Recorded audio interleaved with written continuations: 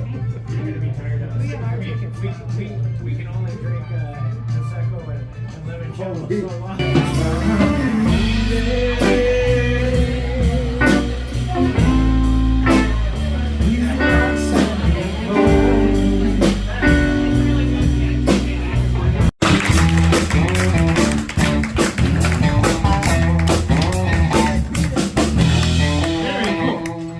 First time I've ever done comedy at a jazz club.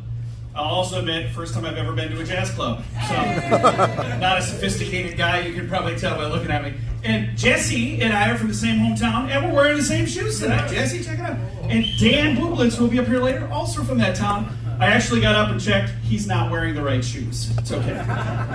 As Nathan mentioned, my wife and I have Sunny Radio. We do a program called The John and Heidi Show. And on that show, like, we don't talk politics because it divides people. We don't talk about sports because I don't know anything about sports. We don't, we try to keep it really fun, but you never know really what you're going to talk about when you take all those things off the table. So one morning we're reading kind of just weird news, and there was a story about the youngest ever member of Mensa, the Genius organization. Any Mensa members here tonight? Are you? Are there really? That is a first. I've never had again, I'm in a jazz club. I should have expected that. So, to be in Mensa, you need to have an IQ of 130 or higher. Ooh. And I'm reading this story. At the time, the youngest member was a second grader. And I'm like, I'm smarter than some second graders. Maybe I can join Mensa. And my wife, who knows me better than anyone in the world, said, probably not. And I said, hey, I graduated early from high school. She said, you graduated early from Huron High School. That doesn't even count. So I go on the internet and I take an IQ test. 10 out of 10. Boom. Genius. She's like, what's your IQ? I'm like, it's 10. Wait a minute. Doesn't seem high enough. I said, it doesn't give me my IQ. What a ripoff. She's like, okay, yay, you're a genius. Just get back to work. You got stuff to do. And I said, Heidi, I don't know why it matters to me so much, but I need to find out if I'm as smart as the second grader. And I go onto Google and I type in, how do you know if you're a genius?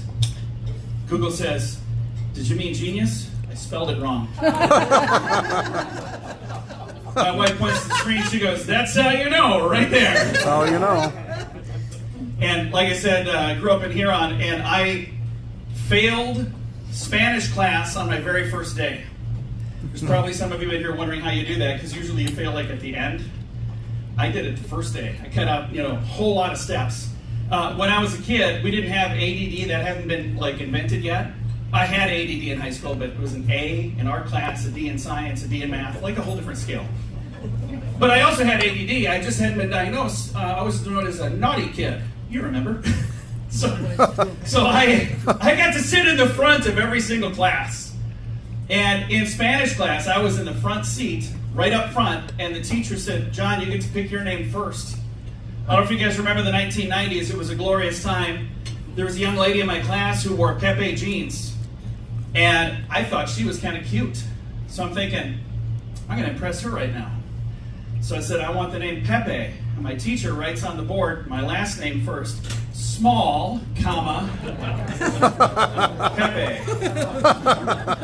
Some of you were way ahead of me.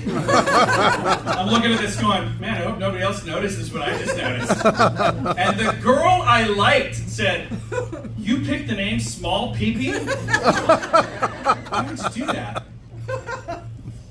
Because I'm not a member of Mensa. I failed Spanish on my first day. Thank you guys so much for coming out. Let's get Nate back up here. You got an awesome show.